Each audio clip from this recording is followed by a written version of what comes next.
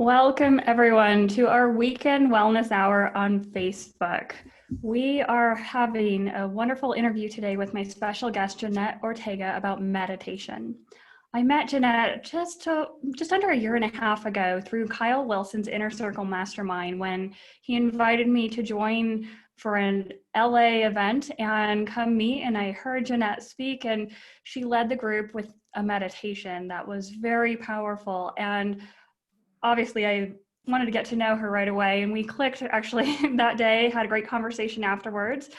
And now she leads the meditations whenever she's at the Inner Circle Masterminds. We start the day with them. They are very powerful. And over the past year and a half, I've gotten to know Jeanette, and she's quite talented. She has been involved in the fitness industry for over 25 years as a celebrity fitness trainer, yoga, meditation retreat leader, Reiki master. She created her own fitness regime called Toga. She's a health and wellness life coach, certified personal trainer, yoga instructor, speaker. She's even co-authored an Amazon best-selling book called The Little Black Book of Fitness. She's been featured on OWN Network and Bravo TV. The list goes on and on. So I want to welcome you all to meet my friend, Jeanette Ortega. Thank you, Jeanette, for coming on here today to share with us. Yes, thank you for having me. I'm excited to be here. Thank you. So can you give us a little bit more? I kind of gave this huge, nice, long list of your background with the fitness industry.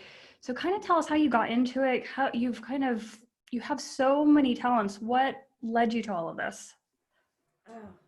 I was actually at a very young age that I really gravitated towards fitness. When I was in junior high, I would actually win the jump rope competitions. That's awesome.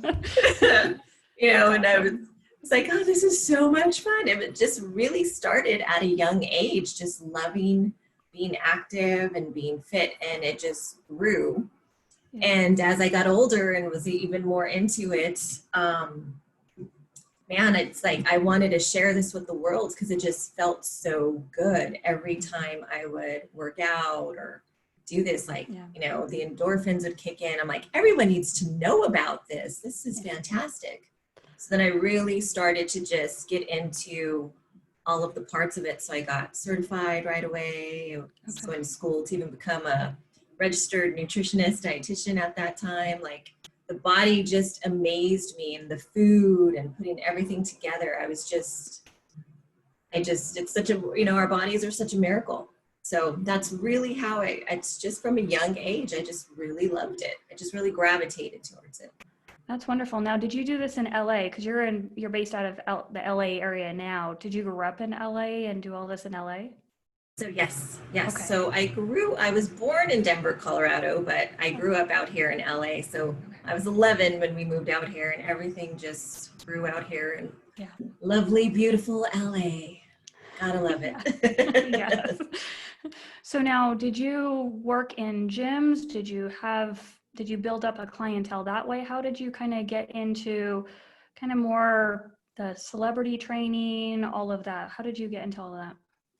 I did. I worked out of a lot of different gyms. I would train my clients at Gold's Gym, Bally's even at the time, way back when. So yeah, I was at all the different gyms. And one of my first, when I became an aerobic instructor, my first job was at Gold's Gym. And this was like right out of high school. And one of the girls, the lady who owned it, her and her husband, she looked at me and she's like, you need to do a fitness competition. And I was like, what? So she instilled that in me at such a young age. It took me a while to finally do it, but she instilled that in me at such a young age.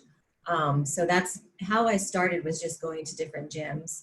But then when I would train clients, I would always be training like women that were getting ready for weddings, right? So brides to be. Yeah. So they'd always say to me, like, I wish my bridesmaid could afford this training, or I wish this person could. So then I came up with the idea. I'm like, why not start a bridal boot camp? So it's more affordable. It's group sessions. Mm-hmm. So then I started and I created Extreme Bridal Boot Camp. And that's what started out in the parks. So I had one in Northridge. I had one in Santa Clarita. So then those started to grow, and it was open to men and women. And so that's how that started. And it was quite fun because you saw all the different, their friends and their bridal parties all work hard and push each other to get ready for the big day. And but then people would come to me, they're like, I'm not a bride, can I still come in? And even guys were like, can we join? So I said yes. So then I changed the name of it, so it just became, people didn't feel like they had to be a bride to come in. So it just started to grow and blossom and grow and go from there. And then I was like, I need my own gym. I need to find something. Like, I wanted to open up my own gym. Told one of my best friends, and like a week later, she calls me and she's like, I think I found the space for you. And I'm like, what? Wow. So I went, looked at it, called, and within a month, I had the place. Yeah. Oh my gosh, that takes guts and courage.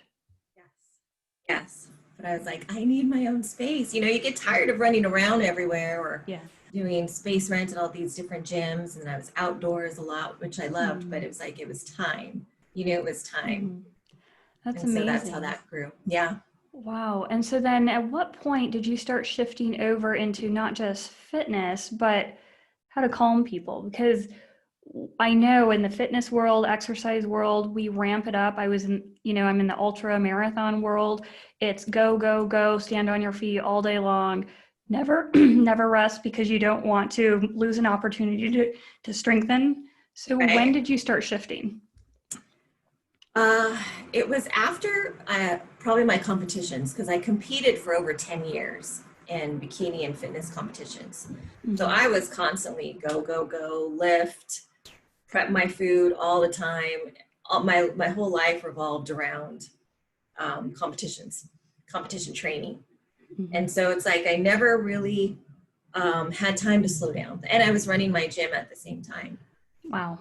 And I started winning competitions and winning titles. And so which was fantastic. But I realized at one point when I would win, there was one time that I was like, yes, I did it, I won. And literally when I got off the stage, it was like, what's next? It was such a fleeting, it was such a momentary happiness. Yeah. And that's when I knew, I'm like, something's missing. I should be, on cloud nine. I just won this show. I mean, I had won a few already, so I think maybe the newness of winning wasn't there anymore, which is ridiculous because it's amazing. But I knew that wasn't fulfilling for me anymore. And so I really had to take a step back and figure out, okay, what am I lacking? So to me, it was always focusing on the external, focusing on my physique, focusing on my stage presence, focusing on all of that, where I didn't give myself enough time to work on myself or the inside of me. So I'm big on fitness from the inside out. And a beautiful client of mine who was from Indonesia, she was here in the States for 2 years, trained her. It was time for her to go back. And her family wanted to say thank you to me for all that I did for her. So they gifted me a trip back to Indonesia with her. Oh, how neat. Which was amazing. Yeah. I mean, I even write in one of my books, like I felt like Julia Roberts from Pretty Woman, because they like took me shopping, rolled out the red carpet. Like they were amazing. And I'm like, I'm like, wow. That's nice. So I went.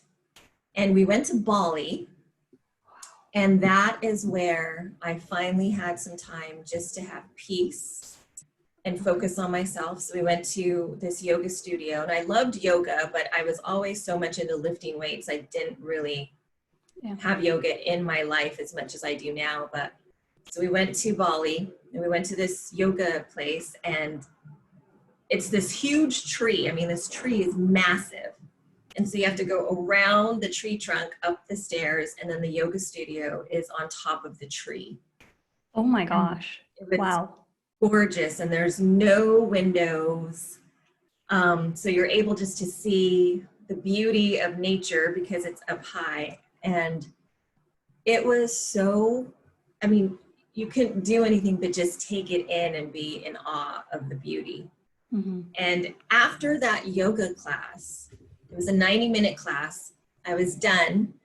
And I was like, I felt the best I'd ever felt. And that was the first time I was so present that for that entire 90 minutes, I didn't think about anything else. I didn't think about my gym.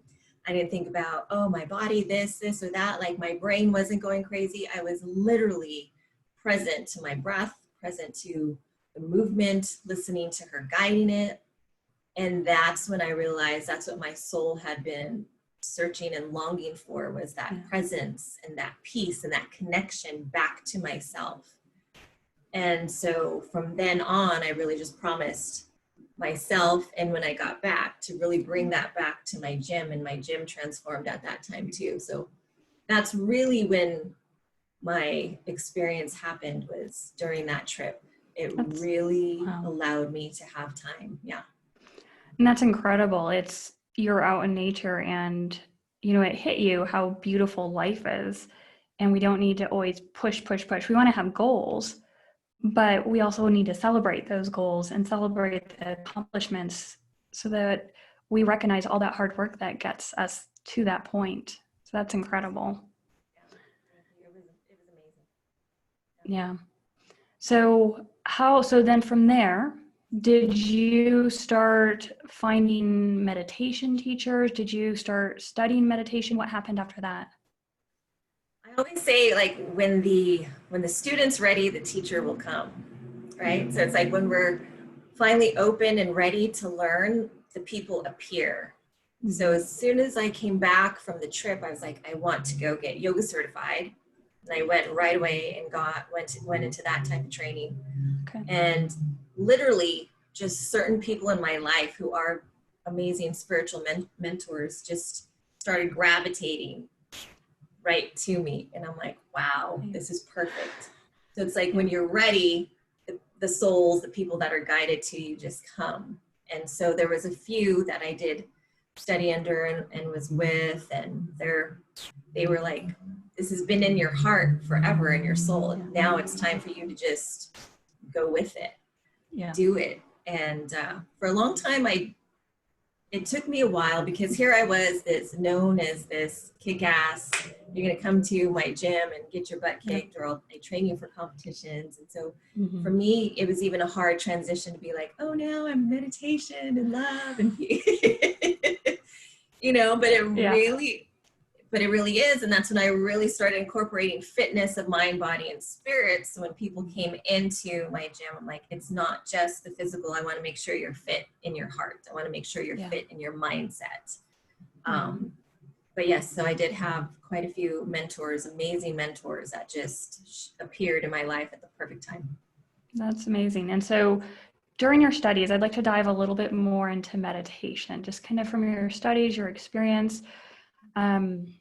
Just on the basics, what makes up a meditation? Like, kind of what are the basics that you look for when you're creating a meditation to share with people? So, I think people think it's this big thing, right? Meditation. I can't meditate. How do you do that? I don't know how. And it's the most simple thing, is basically just to connect to your breath. And when I even say that to people, they're like, what? Really? That's it? But you really do have to just connect with your breath. And the hardest part is turning off the mind. And so that's when people either don't like meditation or don't like yoga, because they're like, I can't be still. I can't turn off my brain. And that's when we need it the most. So it's really just being patient with ourselves and understanding that all the thoughts aren't going to go away, but we learn how to turn down the volume of the thoughts. So when I create or when I lead a meditation, I first just really start for a while for people to connect to the breath. And sometimes that's just focusing in the breath going into your nose. Like, how does that feel? Breathing out, how does that feel? Your belly, up and down, your heart. So it's just really having people get present to the senses that I think we get ourselves desensitized with our senses, so it's coming back to that. So that's really the basis of a meditation, is just coming right back to you, right back to your breath, right back to the basics, which helps the brain just literally calm down, our central nervous system calm down. Right. And And it's great because I know I've gone through many of your meditations now, and I like how you guide us into feeling things about our body. And one of the greatest things that I hear nowadays is we're starting to become more aware of what we can feel and what we can't feel. So just as much as we're working on what we can feel, is learning to recognize what we can't feel or are unable to feel, and how do we get that skill back? Because that's a challenge. Sometimes people don't realize they're supposed to feel certain things or be able to feel certain things, and I'll talk to them about that, and they look at me like I have 5 heads. And I tell them, no, we are supposed to feel things. And so part of, I listen to a lot of different podcasts on neuroscience and personal development and psychology and all that, and they're all talking about is creating this awareness and meditation. Without doubt, every single one of them mentions meditation and breathing. So that's why I wanted to bring you on, because you have a high energy vibe too when you do your meditation. So even when you seem down and you mention times that you're down, you still have a high energy vibe. And I'm fascinated. It's like you have this ability to still keep everyone's spirit uplifted as you're going through a meditation, even if you do feel some sadness. And I don't know, I mean, I'm hoping that helps bring you up as well. But I just find that fascinating when you do that. So I was just curious about all that. Is that intentional, or is this new information to you from an outside observer? This is great. Yeah, I know. That's such a great question and a great observation. Thank you. We don't really know sometimes ourselves until you just said that. I'm like, oh, that's great. Yeah. But I do know when I am down, or I'm having a bad day, or, life, whatever's going on in life. And sometimes I don't want to meditate because I'm in my head, that it really forces me to be, okay, get in your heart. You're going to allow yourself to be in your head for about 5 minutes, 2 to 5 minutes, and then you're done. Like, get your complaining out, get your frustration out, and then go right into the heart, because you already know. And when I'm upset or frustrated, it's a signal. So I'm starting to pay attention. Okay, what triggered me? Why did this trigger me? What happened? Let me go back into the heart. Let me get out of my head. And so I think that's what happens, is I've learned to be aware now. There's more awareness, where I probably didn't have that years before. We just think, oh, I'm upset and I'm just going to be in it. So now I'm just more aware of, like, I'm upset. What triggered me? What emotion came up? Why did that emotion come up? And let me now deal with that. So it helps me. I do it quicker now. I always tell people how quick can we get out of our heads? How quick can you get triggered, but how quick can you turn this around now? So now the awareness is there. So now we have the conscious decision. Are we going to sit in it, or are we going to work through it? Right. So I've learned to work through it. And that's, I think, where that comes from. And when I do lead them, I absolutely get, I feel my vibration come up. Yeah. Like I'm up again, and I'm like, okay, this is good. It grounds you. It brings you back to life is so beautiful. Yes, there's going to be parts that suck, but in the big scheme of things, there's so much still to be grateful for. Yeah, there are. And just even realizing the value of life, it's so important for us to kind of keep, like you said, grounded in our head in the right space. So when you're setting up meditations for different groups, or when you're leading them, and we'll talk about some of the your membership as well in a little bit, but when you're setting up meditations, are there different types of meditations out there, just generally speaking? And then do you tailor your meditation to the audience that you have? Yes, so I definitely tailor mine to the audience that I'm going to be leading. But there are definitely a ton of different types of meditation. There's guided meditations, to where, you're listening to someone and it helps you. And I always recommend that when people are first starting to practice, because that helps them to just kind of get out of their head. And then there's some meditations where you're literally just sitting.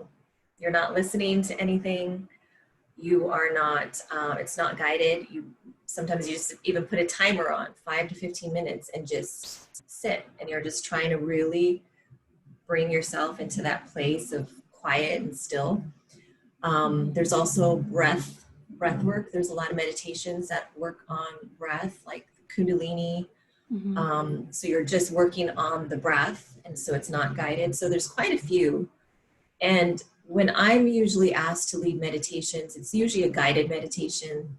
I will go into some breath work with them, but I kind of feel the group and, get an overall, what type of group is this? Is this a group like with Kyle's mastermind? It's a group of these amazing world leaders all over the world that, being these powerful people in the world. Like, so how can I help them to, keep it going and for themselves? How do I re-inspire them? How, we all have our days. We need to just ground, and especially entrepreneurs, we're going.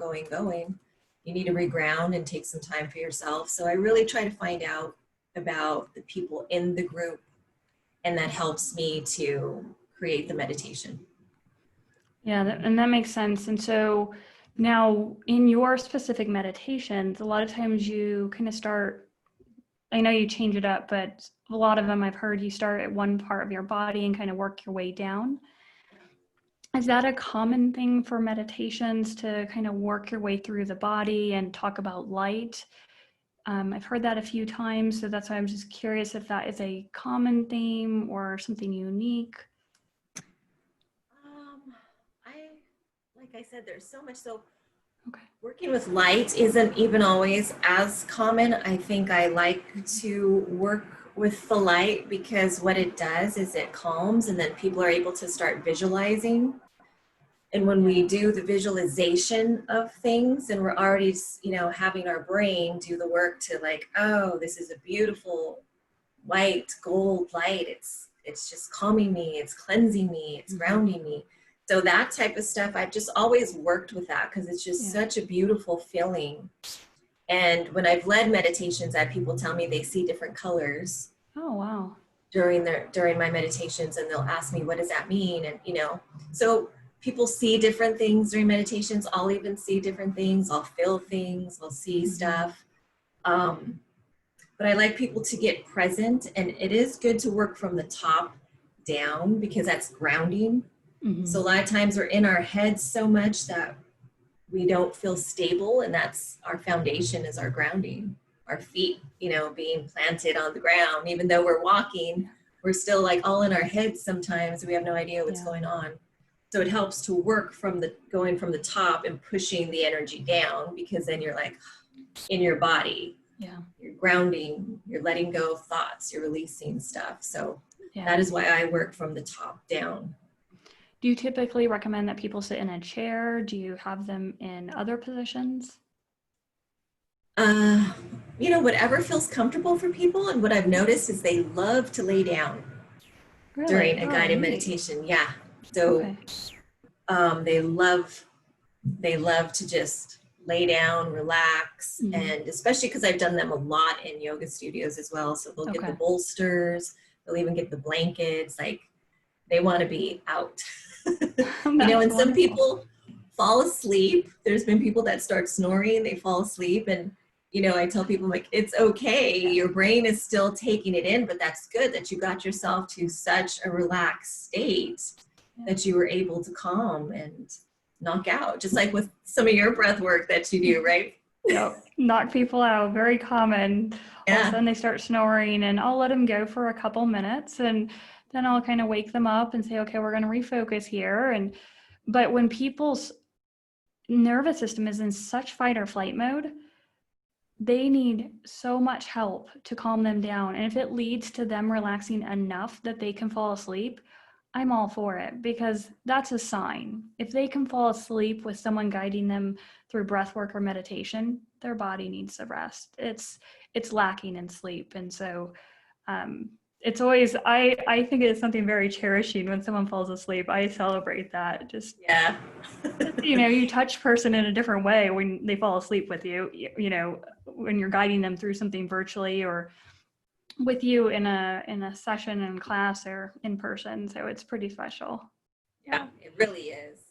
Yeah. So now if people are watching and listening, they're not really sure like if they need a meditation, they need to learn how to do it. They need to be a part of it.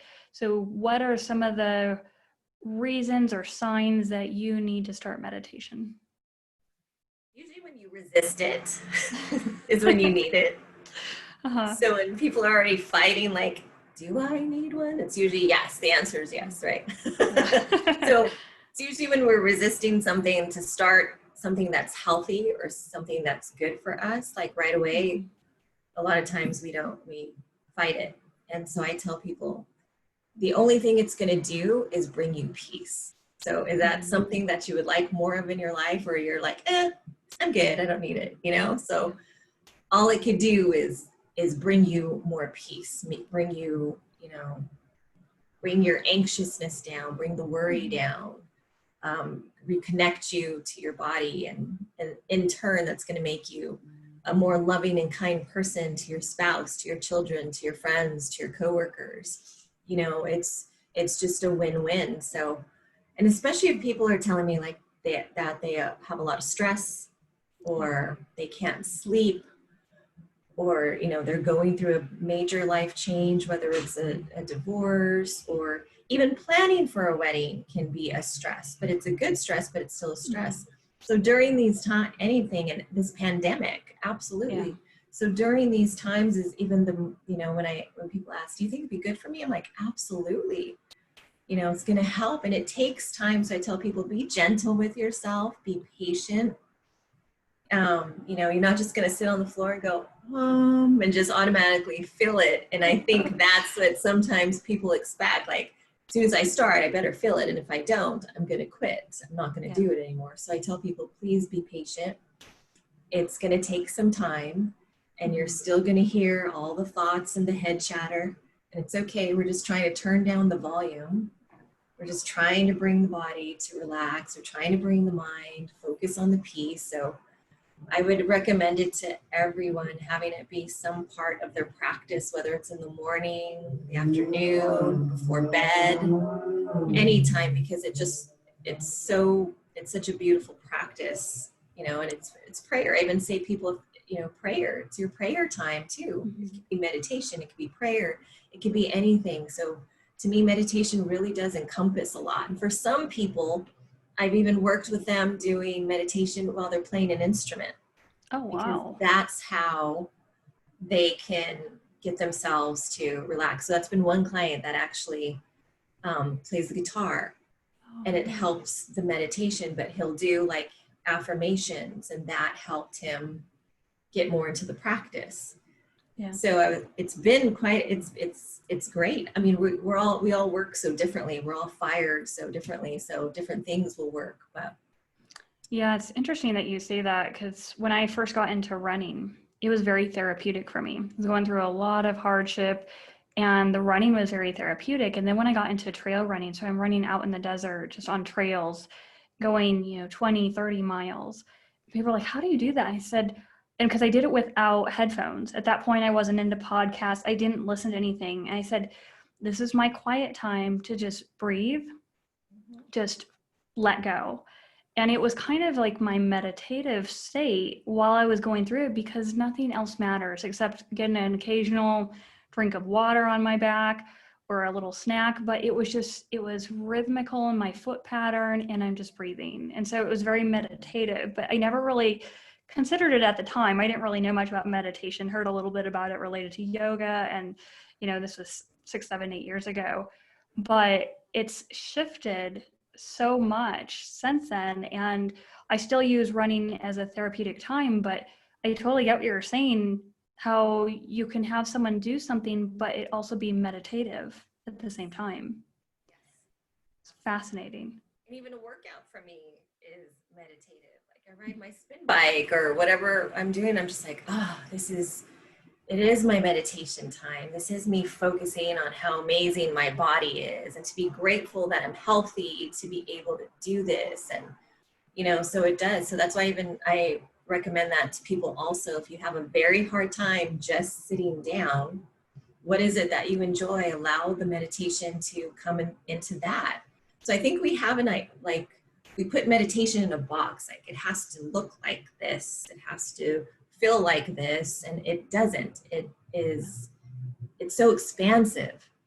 And so that would be one of my recommendations, is allow yourself to be in the inquiry of what type of meditation works best for you, because then that'll help you create that habit and keep it. Mm-hmm. Yeah. And so when people are just starting out, because I know we have some listeners here that probably have not done meditations and don't have it on a regular basis, do you recommend starting out 5 minutes a day, every other day? What are your kind of recommendations for jumping into this? Yeah, so I definitely do recommend people doing anywhere from 2 to 5 minutes a day. And even putting the timer on your phone or something, and you'll see how quickly 2 to 5 minutes will go. Okay. And to do it every day. So I even did a 21-day meditation challenge, and it was a yoga and meditation challenge. So it was 21 minutes. So I did basic 16 minutes of yoga and 5 minutes of meditation. And so they had to do that every day. And it was a lot of beginners that were just starting meditation. They're like, I couldn't believe it. Like in the beginning, the first 2 days, I was like, how am I going to get through 5 minutes? And then towards the end of the 21st day, like I wanted it to be longer. I didn't want you to stop. I didn't want to come out of it. Mm-hmm. So definitely just start with anywhere from 2 to 5 minutes, and you'll notice how the body will just start to get into it, just sink into it more and more the more you do it. And then it's like, sometimes you go for a half hour, an hour. Yeah. It all depends. Mm-hmm. And of course, anytime we learn something new, our nervous system kind of rears up its ugly head and says, I'm going to resist this for a little bit. So it does take a lot of mental strength and power to keep with it. So it becomes now your new habit. And we now know that habits take much longer than 21 days to ingrain into our lives. It takes 60 to 90 days. So it really does take some time changing our mindset to think, this is part of what I need every day. This is part of what's going to make me happy. It's going to make me more functional in the rest of my life. Like you said earlier, I'm going to be able to be a better person in all of my relationships, have more patience, and, show love as the first part of communication instead of other ways of communicating. So, which is common. So very much so. Yeah. So I appreciate this, because it really is a shift of our whole mindset and neurological system to make this part of our daily life.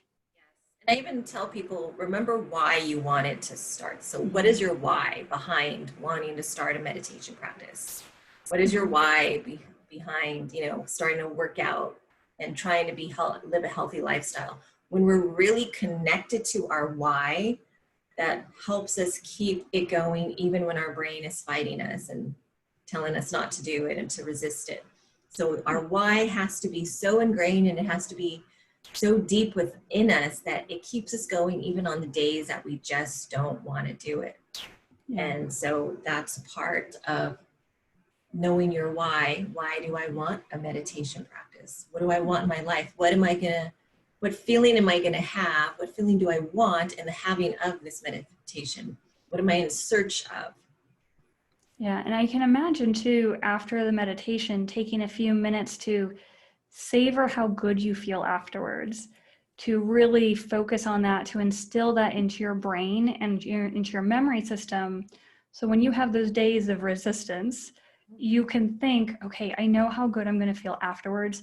Yes, I do want to get there. And this is what I use for running. So there's some days I don't want to get up and run, but I use that and I'm like, you know what? I remember how good it feels afterwards. Okay, I'm going to jump right in. And sure enough, the good feelings come back. But it just takes some brain retraining, brain games. Yes, our mind is a powerful thing. It's like, oh. Yes. Yeah. So what I'd like to do, if you don't mind, if we could do a little bit of a meditation, and then you can share with people. I want them to experience you. And then you can share with them like all the amazing things you have going on, because I know Absolutely. are probably going to be interested in working with you, having you guide them through stuff. So if you don't mind taking us through one, get us set up, what all that you do. Sure, absolutely. So the first thing is wherever you're at, if you're sitting in a chair, go ahead and just get yourself nice and comfy. If you want to lay down, feel free to lay down. But if you're sitting, just try to uncross the legs and get your feet planted on the ground. And get your back against the chair, or if you're laying down, just completely lay down and relax. And just start to close your eyes. And now I want you to just start to focus in on your breath. So let's take a nice inhale through the nose. So take a nice big inhale. And hold your breath for a moment. And then exhale out through the mouth. Release the breath. And just do that a few times. Inhale through the nose. Open mouth, exhale. And continue to do this on your own. And each time you inhale, I want you to be with the feeling of feeling your air, feeling the breath go into your nose. And as you exhale, feel the breath come out of the mouth. And just start to get present to the feeling of your breath. And you can even place one heart on your belly, one hand on your belly, one hand on your heart. And you can start to feel the rise and fall of your belly as you breathe. Start to focus in on the feeling of your heart beating underneath your hand. So just start to get present to the senses and your body.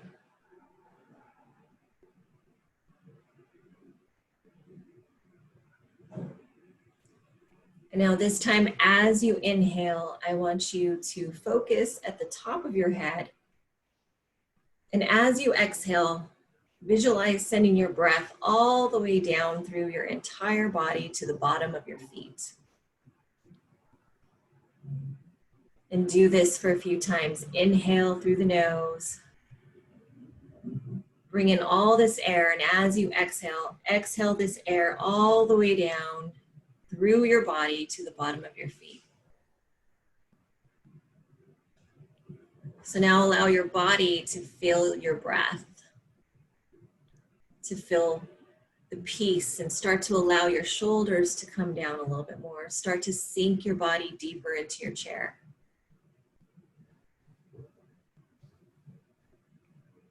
And now just start to scan your body from the top of your head to the bottom of your feet.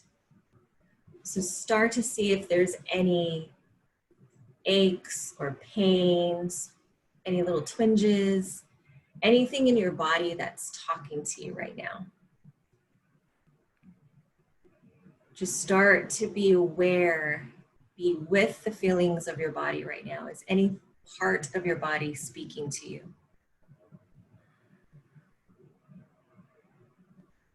And as you do this, you can take a few moments just to listen.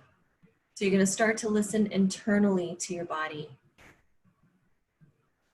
And if you do have any little aches and pains, send your breath to those areas and give that area in your body a little bit more love. Send it love with your breath.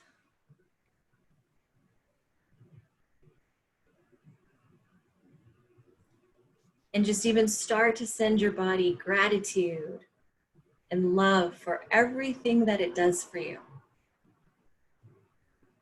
For waking up in the morning, for getting through your entire day. Start to give your body gratitude for all that it does for you.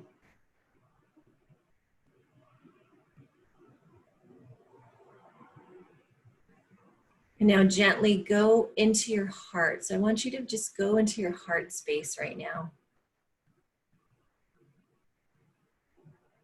And just send your heart love and appreciation.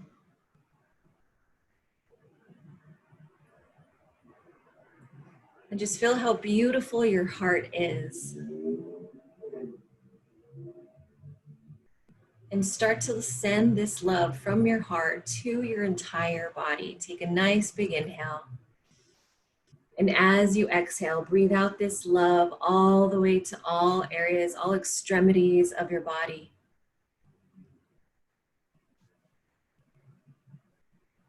And you can even imagine, you can bring in some beautiful white or gold light throughout your entire body for calming, for peace, for healing, for cleansing. And send this beautiful light to whatever area in your body, maybe asking for a little bit more love, a little bit more compassion.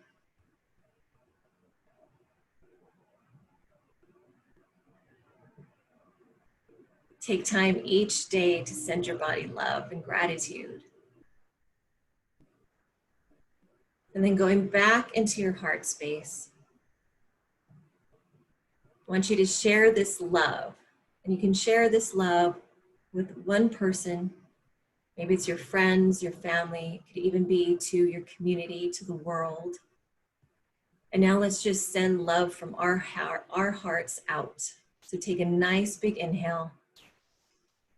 And as you exhale, send out this love from your heart to whoever it is that you're sending it to. And I want you to visualize them receiving this beautiful light of love. And just see them in joy, in peace, love. And let's do that one more time. Take a nice big inhale through the nose. And as you exhale, send out your breath and send out your love to whoever you're sending it to. And be with the beauty of seeing them receive it.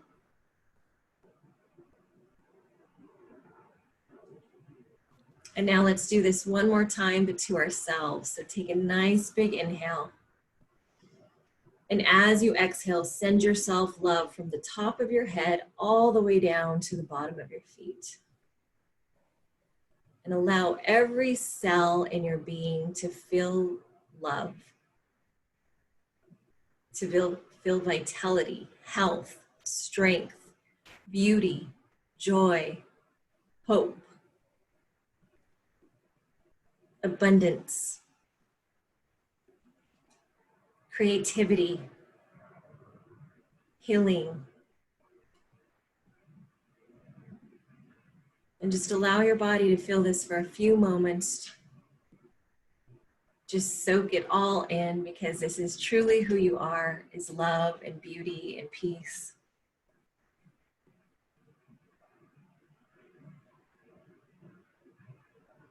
And now just take one more inhale through the nose.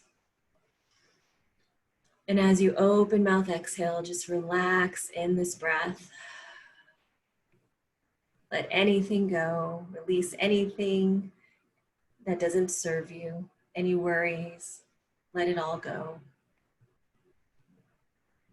And bring in this new peace and love into your entire body. And now thank your body one more time for all that it has done for you and continues to do for you. And ask your heart if there's any messages for yourself.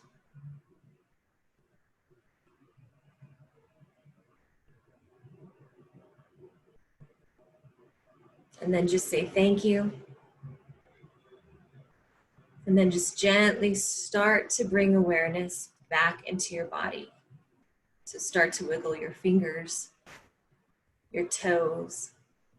Start to circle out your wrists and your ankles. You can shrug your shoulders up and down. You can move your neck around. And then when you're ready, gently open your eyes. Wow, thank you for that. That was wonderful. Wonderful, wonderful. I feel much calmer. Yeah. And I loved how you incorporate love and gratitude into it. Because as we become at peace, then we can also share and become more heart-centered so that we can share the love and gratitude with others, and find it very valuable to send goodwill to others and to share that, and to imagine them receiving it is very powerful as well. So thank you so much for that. That was wonderful. Absolutely. Thank you. So you do this with people on a regular basis, and you recently set up a membership site, right? Yes. Can you tell us a little bit more about that? Absolutely. Thank you. So I have created, it's called Butoga.com. And what Butoga is, it's my fitness method, but it is a fusion of boot camp yoga and meditation, but it's also a lifestyle. So it's a fitness lifestyle, how to be fit in your mind, body, and spirit. So I'm relaunching it, and I just turned it into a wellness academy. So it's online, so anybody can join, and it's a month-to-month membership. You get access to all of my workout videos, and there's a plethora of yoga, Butoga, strength training. And then there is a part in there that's all meditations. So it's audio meditations, they're all different lengths, and some of them have different intentions. So some are about love, some are about peace, some are about grounding, some are about dreams, bringing your dreams. Some of the meditations are about letting go. How do we let go? Mm-hmm. So that part of the Wellness Academy has meditations, and then there's also a piece in there for nutrition tips and recipes and how to eat healthy. And I go in there and do live workouts with my people in the membership group and lead live meditations. And now there is a personal development part that's in it, a personal development corner. So they have resources to, why am I feeling like this? Or let me learn more about this. Oh, and I have a little bookworm corner too, like here's some recommended books that may help in this area, mindset. Here's some for meditation. Here's some for how do you plan a business? How do you do a business plan? So it's a full wellness academy that you're able to come to online.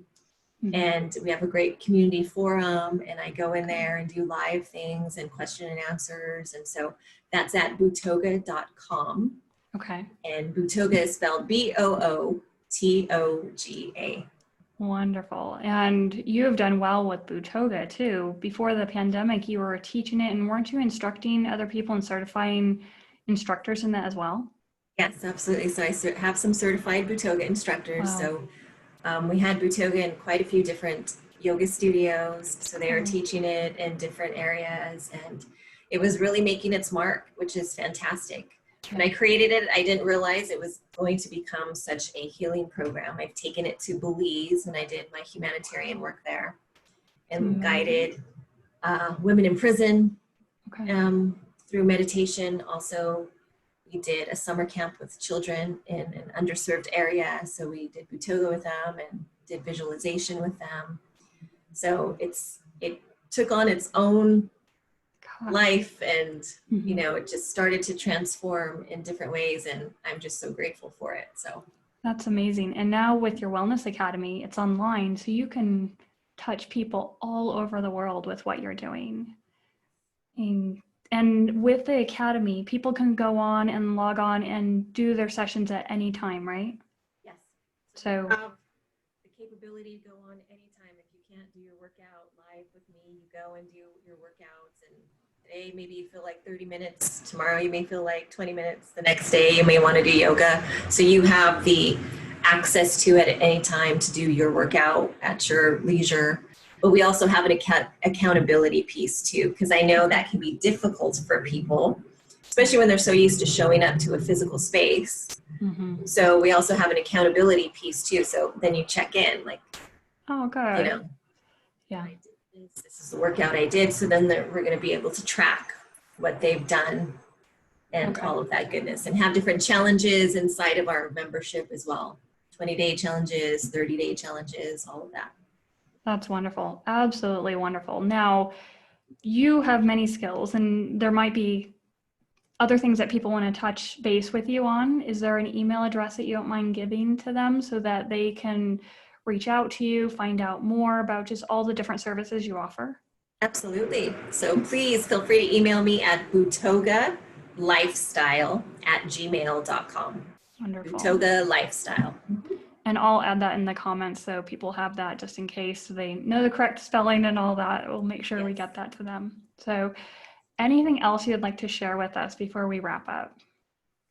Oh, I would just, continue to practice, try to bring this into your life. Know that it'll change your life. It's been life changing for me, for so many people that I know. Just love yourself right now through all of this that our world is going through. Be gentle with yourself and with others. Um, you know, just try to get into the heart space versus working from the head so much all the time. And just be love and light right now. That's what our world really needs. The more that we're all heart centered, the vibration of our world comes up. I So totally agree. just sending that love out to everyone of how important it is, even more so right now in our world. Yeah. Yeah. Well, thank you very much for coming on. I really appreciate it. I'm sending my gratitude towards you for joining us today and sharing this with a lot of my friends and family. And just, I know people need this. And I've always appreciated your hard work and sharing with Kyle Wilson's Inner Mastermind. So thank you so much. Thank you. Thank Yeah. you for having me. This is awesome. I appreciate it. Good. Well, thank you guys all for joining us today for the Weekend Wellness Hour. Thanks with your questions and comments and for just following along. And we will see you again next weekend. Have a great rest of your weekend. I'll put some of the contact information for Jeanette in the comments so that way you guys can get a hold of her. She's an amazing person, would be a great person to have on your team for wellness and well-being. So thank you all.